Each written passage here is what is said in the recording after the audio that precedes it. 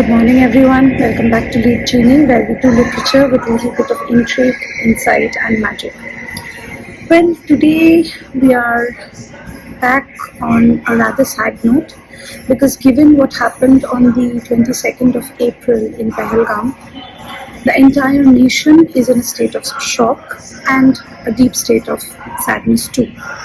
So I thought that what could be more relevant than to discuss something which sort of caters to this situation and this entire hue and cry that has once again triggered a situation of extremist intolerance in the country once again.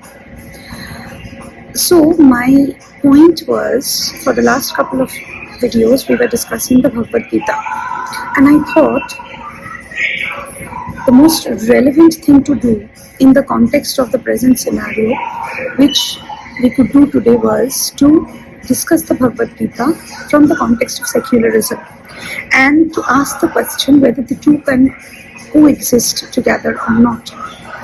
Well, to start with the discussion today, the compelling question that I wanted to raise was, can a Hindu scripture actually guide a secular state? The question that we are throwing in here is, we cannot forget the fact that India is a multi-religious country. And there's no avoiding the fact that for the last couple of years, this definition of our democracy, this characteristic feature of our democracy, has not really been standing up to its true strength, if you may say so. But the real life scenario might be a little different. Let's just try to get deeper into the nuances of that question.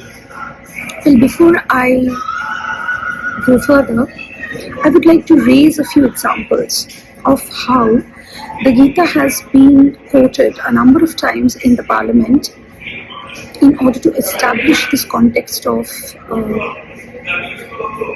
multicultural, multilingual, multi-religious, secular context that this democracy is. One of the most relevant examples that's coming to my mind right now is when in 2021 on the Constitution Day in the Lok Sabha, the then Speaker, Mr. Birla, compared the Indian Constitution to the Bhagavad Gita, emphasizing its role in guiding citizens towards national unity. And when he was talking about national unity, he described the Gita as a modern version that inspires citizens to work for the nation together. Well, he did highlight the Constitution's role in guiding national unity and almost quoting it as philosophically rich as the Gita too. So this conjunction, this comparison sort of was to take our attention back to the fact that there is no denying the fact that the Gita is an immensely rich philosophical source of knowledge and information that the Indian democracy, the people of the Indian democracy are lucky to have within their riches, and how we can actually utilize this text to be a part and parcel of our everyday lives, including the coexistence that we claim to have with people of other religion too. Now, having said that, if you think of this, of course we have been discussing the Gita from this context only a couple of times, which is whether it's a spiritual text or if it's a book of philosophy. Now, briefly speaking, the Gita is essentially, as we have already established through a lot of our discussions earlier, that it is a dialogue between Krishna and Arjuna. And it talks about ethics, morality, and of course the entire question of dharma in the context of how real life situations can push these categories into dilemmas, and how from our lived realities we have to decide upon which way to take when we are stuck in these dilemmas.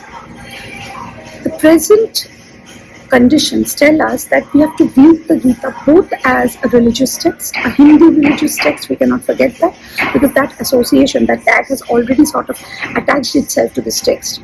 So as a Hindu religious text, and we also cannot avoid, it's an indispensable quality of the text that we also have to interpret it as a universal philosophical guide too. I mean, there are some great political and philosophical thinkers of the world, of course, including names like Gandhi and, of course, Oppenheimer too.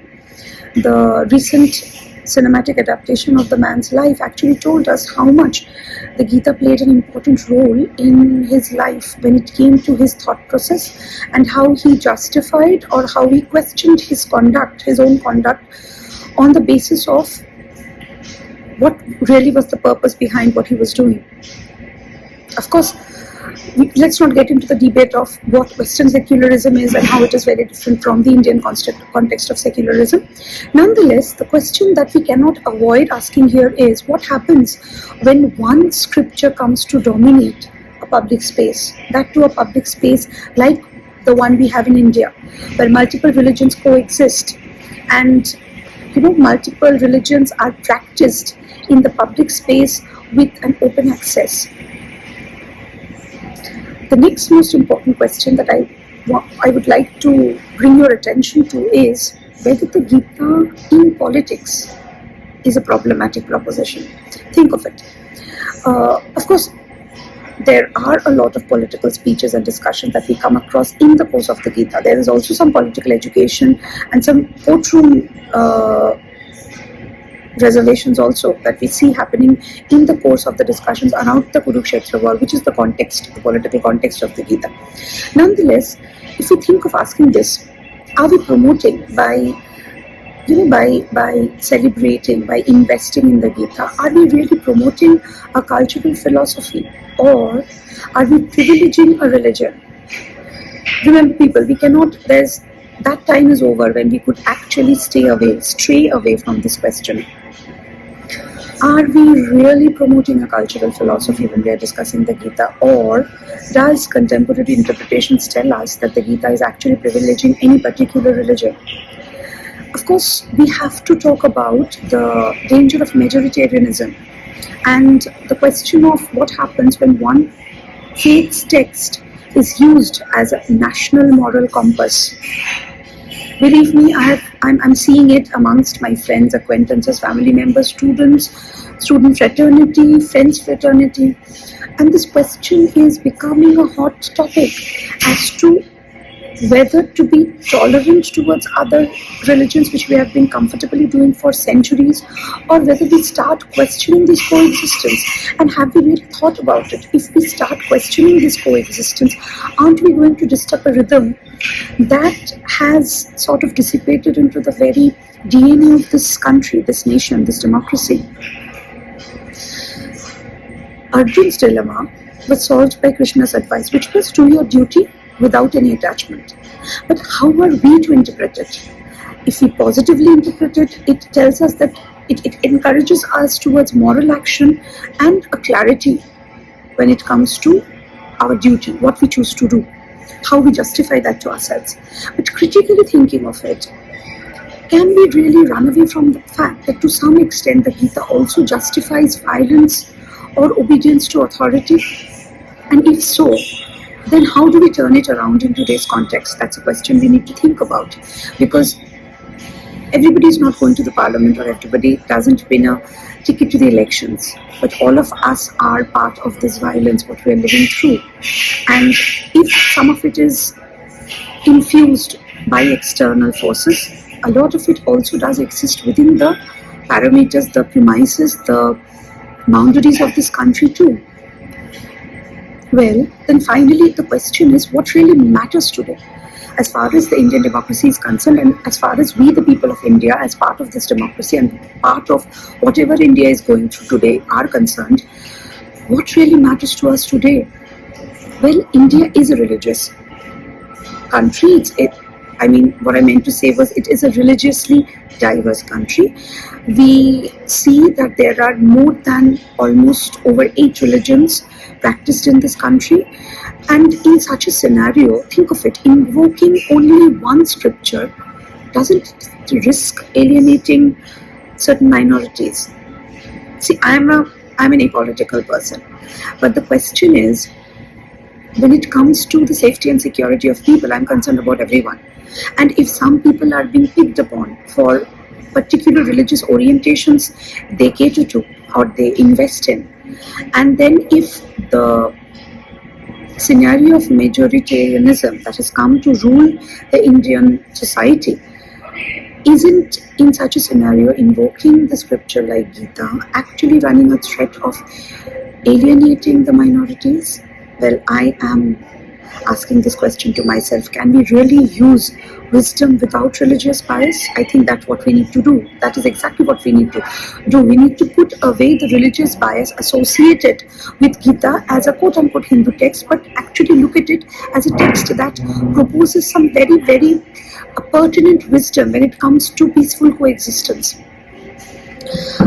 I, as a reader of literature, I as a researcher of literature, and I as a passionate reader of the Gita, in this scenario, I'm choosing to recognize the Gita's timeless wisdom, but I'm also emphasizing the pluralism.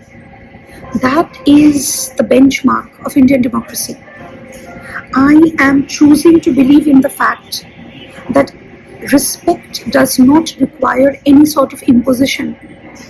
And I think it's high time that we, the common people, need to remind ourselves that we cannot be misled by a select few who are constantly trying to convince us into believing that it is through imposition that peace and peaceful coexistence and mutual respect, an environment of mutual respect, is going to become a possibility.